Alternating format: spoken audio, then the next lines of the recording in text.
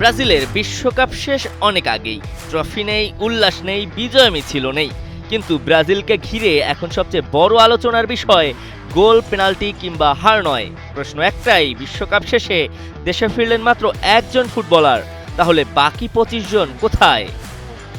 হারের হতাশা নাকি অন্য কোনো গল্প? এই প্রশ্নই এখন ঘুরছে ফুটবল প্রেমীদের মুখে মুখে।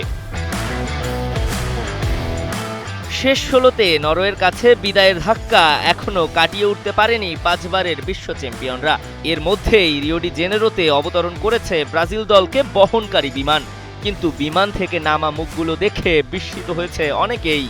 কারণ যে দলকে ঘিরে একসময় হাজারো সমর্থকের ঢল নামতো, সেই দল এবার যেন ফিরে এলো একেবারেই অন্য এক বাস্তবতায়। বিশ্বকাপ দেখুন বায়োস্কোপ প্লাসে, সব নেটওয়ার্কে, সব ডিভাইসে।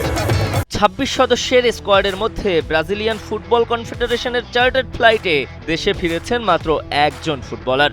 ফ্লামিঙ্গোর ডিফেন্ডার দানিলো লুইজের সঙ্গে দেশে ফিরেছেন সিবিএফ এর এক্সিকিউটিভ কোঅর্ডিনেটর রদ্রিগো কায়েতানো এবং টেকনিক্যাল কোঅর্ডিনেটর হুয়ান। বাকি খেলোয়াড়রা প্রতিনিধি দলের সঙ্গে দেশে ফেরেননি। কেউ ছুটিতে, আবার কেউ নিজ নিজ ক্লাবের উদ্দেশ্যে সরাসরি ইউরোপে পাড়ি জমিয়েছেন। তবে এত বড় ভরাডুবির পরও বিমানবন্দরে দেখা যায়নি ক্ষুব্ধ সমর্থকদের বিক্ষোভ, ছিল না কোনো বিশৃঙ্খলা। আর দানিলো ভিআইপি লাউঞ্জের বদলে সাধারণ টার্মিনাল দিয়ে বের হলেও গণমাধ্যমের সঙ্গে কথা বলেননি। হতাশা যেন তার নীরবতাতেই স্পষ্ট হয়ে উঠেছে। দেশে ফিরেই ভিন্ন বার্তা দিয়েছে সিবিএফ এর এক্সিকিউটিভ কোঅর্ডিনেটর রদ্রিগো কায়েতানো। তার মতে, এই ব্যর্থতার পরও কোচ কার্লো আনচেলত্তির নেতৃত্বে শুরু হওয়া কাজ থামছে না, বরং এই কোচিং স্টাফকে রেখেই শুরু হবে আগামী বিশ্বকাপের নতুন প্রস্তুতি।